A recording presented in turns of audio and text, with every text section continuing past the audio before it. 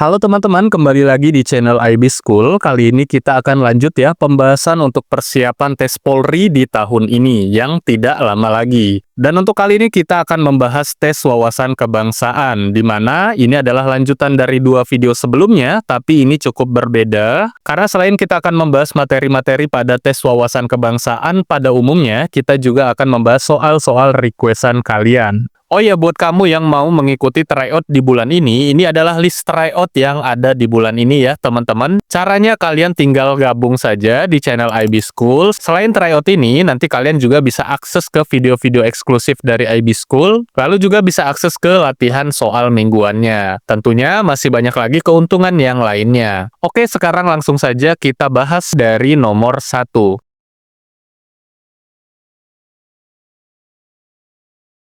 Soal nomor 1, seiring dengan perkembangan zaman, nilai-nilai Pancasila tetap relevan. Dalam menghadapi tantangan globalisasi dan teknologi, upaya yang paling efektif untuk menjaga keutuhan bangsa adalah A. Menerapkan nilai-nilai Pancasila secara ketat dalam setiap aspek kehidupan sosial tanpa kompromi. B. Menggunakan teknologi untuk mempercepat pembangunan dengan tetap mempertahankan prinsip keadilan sosial. Nah, ini berarti sila kelima ya, teman-teman. Yang C. Menjaga budaya lokal dan identitas bangsa dari ancaman budaya asing dengan cara yang konstruktif. D. Membuka diri terhadap budaya asing, namun tetap menghargai nilai-nilai Pancasila dalam setiap kebijakan. Lalu yang E. Menjaga perbedaan budaya di dalam negeri tanpa adanya upaya penyatuan nilai-nilai kebangsaan. Oke teman-teman, kira-kira jawabannya yang mana? Kali ini adalah soal tipe Pancasila yang dihubungkan dengan perkembangan zaman ya teman-teman. Jadi ini tipenya jelas, tipenya penalaran. Karena terlihat ya semua jawaban sepertinya benar. Nah, silahkan jika kalian ingin mencoba. Jadi ini jawaban yang paling tepat itu yang D teman-teman. Harus membuka diri terhadap budaya asing, namun tetap menghargai nilai-nilai Pancasila dalam setiap kebijakan. Ini kaitannya dengan globalisasi, teman-teman. Karena dalam konteks globalisasi dan kemajuan teknologi, keterbukaan terhadap budaya asing dan perkembangan zaman penting untuk menjaga daya saing bangsa. Namun, tetap menjaga nilai-nilai Pancasila agar keutuhan bangsa dan identitas budaya tetap terjaga. Gitu ya, teman-teman, kaitannya dengan globalisasi. Jadi, kita tetap adanya keterbukaan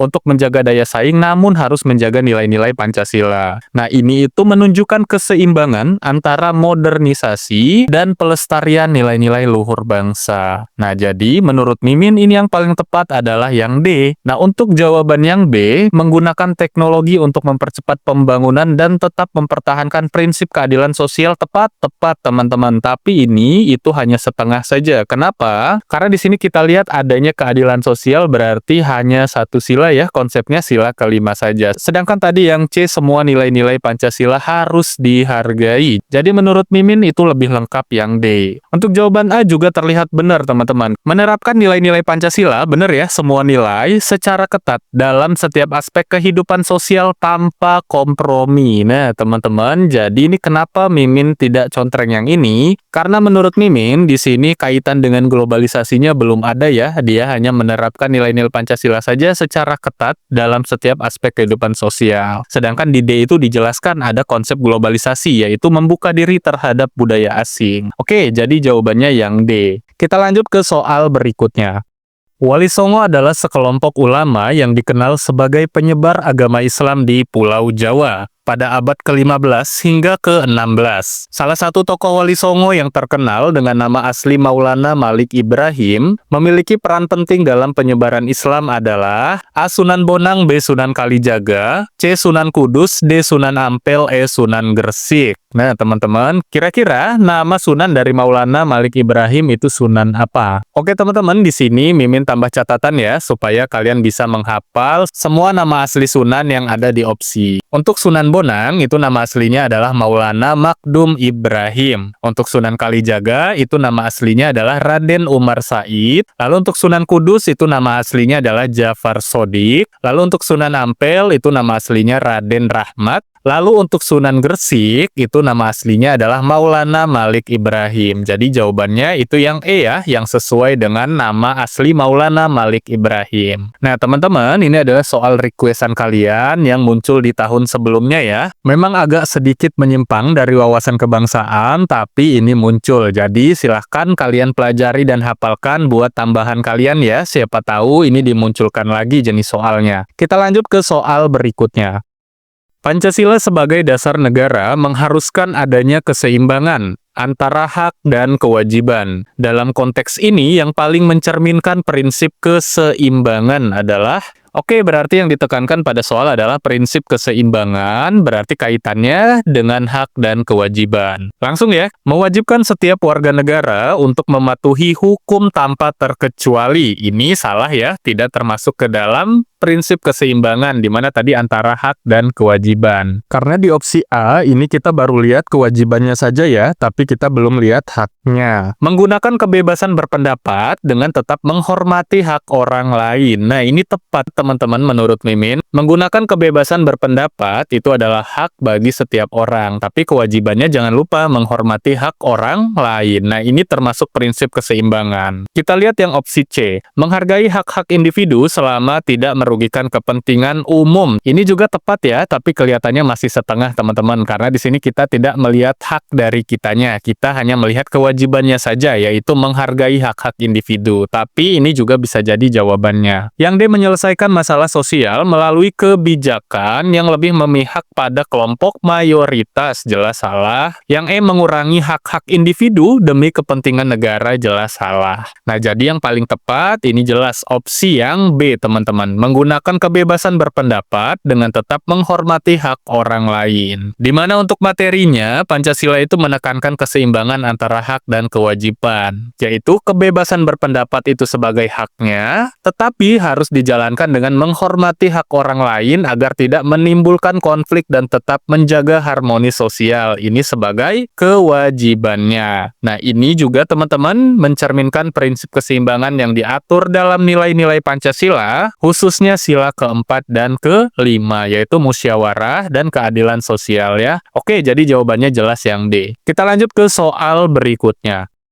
Kerajaan Majapahit merupakan salah satu kerajaan besar di Indonesia yang memiliki pengaruh luas pada abad ke-14 hingga 15. Siapakah patih yang membantu Raja Hayam Wuruk dalam memperkuat Majapahit dan menulis karya sastra Nagara Kertagama? Nah, ini terkenal teman-teman kitab ini. Jawabannya yang A, Gajah Mada, B, Tribuana Tunggadewi, C, Airlangga, D, Bre Wirabumi, E, Kartika Rajasa. Nah, kira-kira yang mana teman-teman? Ini jelas ya, kalau Raja Hayam Wuruk biasanya pasangannya dengan Mahapatih Gajah Mada dengan sumpah palapanya. Jadi nih ingetin, karya sastra Negara Kertagama ini tuh adalah salah satu karya dari Raja Hayam Wuruk yang dibantu oleh Mahapatih Gajah Mada. Jadi jawabannya ini yang A, yaitu Gajah Mada. Nah, untuk yang B, Tribuana Tunggadewi, ini bukan, karena ini adalah Ratu Majapahit. Untuk yang C, Airlangga, ini juga raja teman-teman, tapi ini raja sebelum Majapahit ya. Tepatnya dia adalah salah satu raja di Kerajaan Kahuripan. Lalu untuk yang D, Bre Wirabumi ini adalah putra dari Raja Hayam Wuruk. Untuk Kartika Rajasa ini bukan ya teman-teman, ini tidak dikenal di sejarah Majapahit. Oke, ini juga adalah requestan kalian tipe soalnya. Kita lanjut ke soal berikutnya. Bela negara dalam arti luas juga mencangkup upaya untuk menciptakan keadilan sosial bagi seluruh rakyat. Dalam hal ini, tindakan yang paling tepat untuk mencapai keadilan sosial adalah, nah ini jelas ya kaitannya dengan sila kelima berarti bela negaranya ya. Tujuannya yaitu keadilan sosial bagi seluruh rakyat Indonesia. Langsung saja seperti biasa kita cek opsinya. Yang A, mengurangi ketimpangan antara kota dan desa dengan pemerataan pembangunan sehingga tercipta keadilan sosial. Bener ya teman-teman, ini jawaban yang A kita benarkan, tapi kita cek yang lainnya, takutnya ada yang lebih tepat. Untuk jawaban B, memberikan peluang bagi masyarakat untuk berpartisipasi partisipasi dalam pengambilan keputusan politik. Tepat, tapi tidak ada kaitannya dengan keadilan sosial. Jadi yang ini salah ya. Yang C, meningkatkan fasilitas sosial dan ekonomi di daerah-daerah terpencil. Tepat ya teman-teman, ini juga betul, cuman kelihatannya masih tepat yang A. Karena jika konsepnya adalah keadilan sosial bagi seluruh rakyat Indonesia, berarti pembangunan fasilitas sosialnya tidak harus pada daerah-daerah terpencil saja, tapi harusnya di semua daerah, baik yang di kota maupun di desa. Oke, kita lanjut ya teman-teman. Untuk opsi D, memberikan subsidi kepada seluruh warga negara tanpa terkecuali, ini jelas salah. Yang E, meningkatkan peran swasta dalam penyediaan layanan sosial bagi masyarakat. Salah ya teman-teman. Oke, jadi jawaban yang paling tepat ini adalah yang A, mengurangi ketimpangan antara kota dan desa dengan pemerataan pembangunan. Alasannya jelas teman-teman, pemerataan pembangunan itu antara kota dan desa itu adalah langkah penting untuk menciptakan keadilan sosial. Karena dengan mengurangnya ketimpangan sosial, seluruh rakyat, baik yang tinggal di kota maupun di desa, nanti mereka semua akan dapat merasakan manfaat pembangunan secara adil. Jadi tidak adanya ketimpangan itu sama dengan keadilan sosial. Lanjut kita ke soal berikutnya. Kerajaan Sriwijaya yang terletak di Sumatera dikenal sebagai kerajaan maritim yang kuat. Kerajaan ini menguasai jalur perdagangan di Selat Malaka dan memiliki hubungan dengan negara-negara besar seperti Tiongkok dan India. Siapakah raja yang terkenal pada masa kerajaan Sriwijaya? A. Raja Airlangga, B. Raja Kertanegara, C. Raja Anuspati, D. Raja Balaputradewa, E. Raja Dharmawangsa. Nah, teman-teman, kira-kira yang mana? Ini silahkan dihafalkan. Untuk Raja Airlangga sudah ya di soal sebelumnya. Ini tuh pasti bukan, karena ini adalah raja dari Kahuripan. Sedangkan yang B, Raja Kartanegara, ini adalah salah satu raja dari kerajaan Singosari. Dimana nanti Singosari juga kalian pelajari teman-teman, karena cukup banyak nih sejarah dari kerajaan Singosari ini. Salah satunya opsi C ini teman-teman. Raja Anuspati ini juga bukan, karena adalah salah satu raja dari Singosari. Nanti ada lagi Ken Arok ya teman-teman, itu juga sering keluar. Itu juga dia raja dari Singosari. Nah untuk yang D, Raja Balaputradewa, ini yang paling tepat jawabannya. Dia adalah salah satu raja dari kerajaan Sriwijaya yang terkenal dan memiliki jalur perdagangan yang kuat di Selat Malaka. Jadi jawabannya ingetin, untuk raja kerajaan Sriwijaya itu yang terkenal Raja Balaputradewa. Untuk yang E, Raja Dharmawangsa, ini jelas salah karena dia adalah salah satu dari raja kerajaan Medang. Kita lanjut ke soal berikutnya.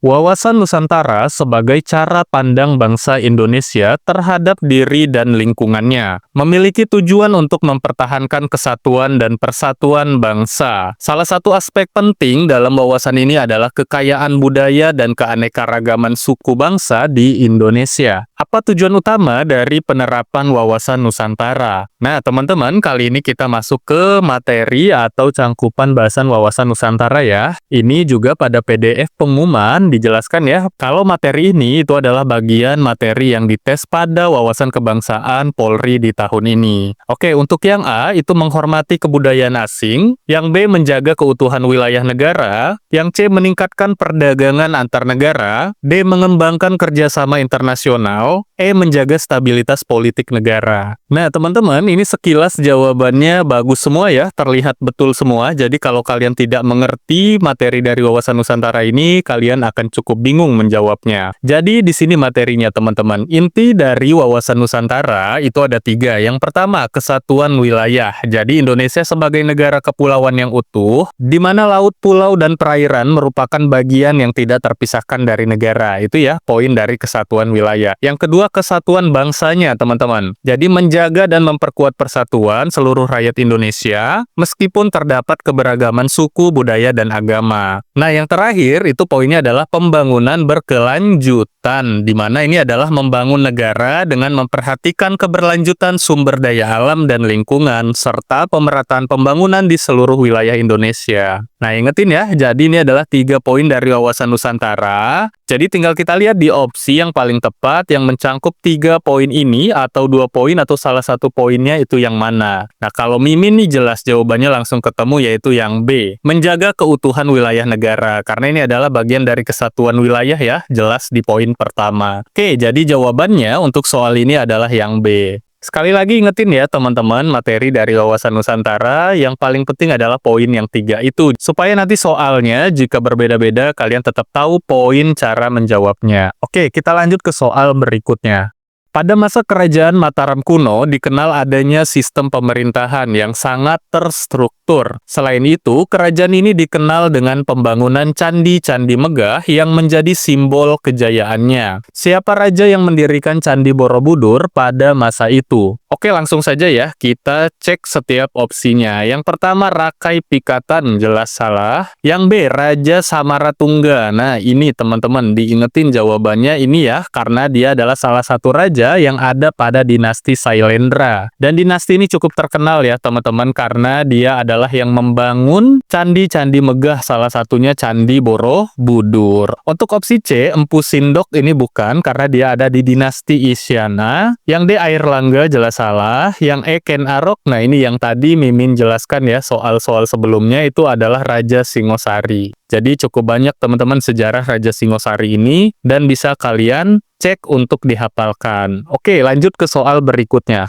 Pancasila mengajarkan bahwa negara harus hadir untuk memberikan perlindungan kepada setiap warganya. Sikap yang sesuai dengan prinsip Pancasila dalam menghadapi kasus diskriminasi. Nah, di sini ada kata diskriminasi, berarti kita akan fokus ke situ ya, teman-teman, konteksnya. Untuk yang A, mengabaikan perbedaan dan melanjutkan kebijakan yang ada tanpa perubahan. Jelas ini salah. Yang B, memilih untuk tidak mengintervensi kasus diskriminasi. Salah ya. Harusnya kasus diskriminasi itu dikurangkan atau diintervensi, teman-teman. Jadi ini jelas salah yang B. Yang C, menyusun kebijakan yang menjamin perlakuan yang sama untuk semua warga negara tanpa melihat latar belakang mereka. Nah, ini tepat, teman-teman. Ini bisa jadi jawabannya ya. Karena di sini ada kalimat tanpa melihat latar belakang mereka. Berarti di sini jelas tidak adanya diskriminasi. Oke, lanjut ke jawaban yang D. Mengambil sikap tegas terhadap kelompok yang melakukan diskriminasi tanpa memperhatikan kontekstualisasinya. Jadi jelas yang salah di sini karena ada kalimat ini, teman-teman, tanpa memperhatikan kontekstualisasinya. Berarti ini bertindak semena-mena. Ini salah ya, teman-teman. Yang E, menyalahkan kelompok yang merasa terdiskriminasi dan meminta mereka untuk menerima kenyataan. Ini jelas salah. Oke, jadi jawabannya langsung ya. Ini adalah yang C, menyusun kebijakan yang menjamin perlakuan yang sama untuk semua warga negara tanpa melihat latar belakang mereka. Lalu untuk materinya, Pancasila itu mengajarkan prinsip keadilan sosial dan kemanusiaan yang adil dan beradab. Ini sila kedua ya, teman-teman, yang menuntut perlakuan setara bagi seluruh warga negara. Nah, ini jelas nih, kebijakan yang menjamin hak yang sama tanpa diskriminasi itu mencerminkan prinsip dasar tersebut, yaitu sila kedua, yang berfokus pada kesetaraan dan perlindungan terhadap setiap individu tanpa melihat suku, agama, ras, atau golongan. Jadi jawabannya jelas yang C. Kita lanjut ke soal berikutnya.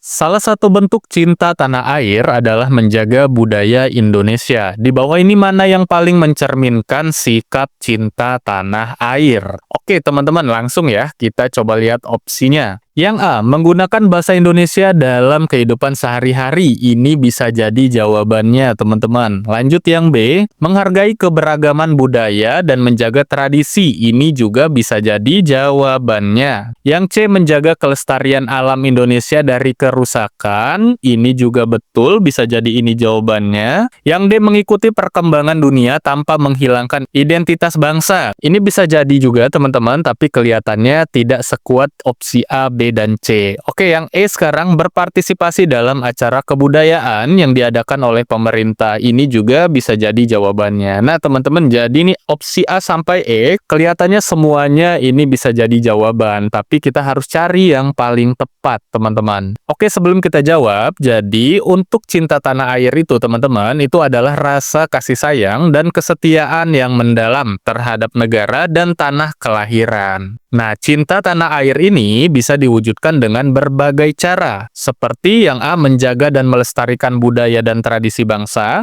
lalu menghormati dan mematuhi hukum negara, lalu berpartisipasi dalam pembangunan sosial, ekonomi, dan politik, lalu yang terakhir menjaga alam dan sumber daya yang ada. Nah, ini itu akan menumbuhkan rasa persatuan di antara sesama warga negara. Nah, betul ya teman-teman, semuanya kelihatannya tadi ada di jawaban. Tapi untuk yang paling tepat ini yang B, teman-teman. Menghargai keberagaman budaya dan menjaga tradisi. Karena jelas di poin yang paling utama tadi, itu contohnya adalah menjaga dan melestarikan budaya dan tradisi bangsa. Nah, setelah itu baru di poin keduanya menghormati dan mematuhi hukum negara. Baru poin ketiga berpartisipasi dalam pembangunan sosial, ekonomi, dan politik. Baru setelahnya menjaga alam dan sumber daya yang ada. Nah, teman-teman, berarti untuk opsi C ini itu ada di poin yang keempat ya, teman-teman, di bawah dari yang B. Jadi jelas ini yang utama adalah yang B opsinya. Sedangkan untuk opsi A, menggunakan bahasa Indonesia dalam kehidupan sehari-hari adalah salah satu contoh dari opsi B, yaitu menghargai keberagaman budaya dan menjaga tradisi. Nah, gitu teman-teman. Jadi opsi yang paling tepat adalah yang B. Oke teman-teman, sekian pembahasan kita kali ini. Jangan lupa subscribe channel IB School agar kalian tidak ketinggalan info dan soal terupdate seputar tes Polri di tahun 2025. Sampai jumpa di video berikutnya dan terima kasih.